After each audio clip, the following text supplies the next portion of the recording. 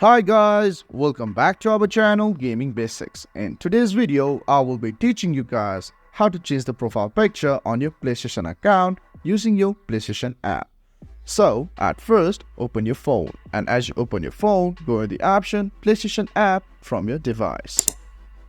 And as you open your PlayStation app, you're in this home page. So just stay at the home page and click on your profile at the top.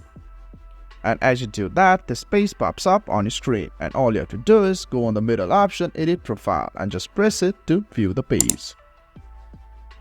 And guys, all you have to do is just wait, because it depends on your internet speed. And as it loads, you can see this page right here, and all you have to do is go in the option profile picture and select the option edit. And select the option change picture.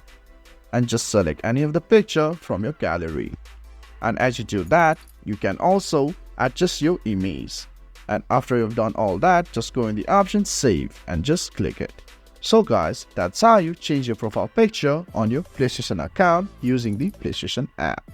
If you find our video helpful, please leave a like and please do not forget to subscribe our channel.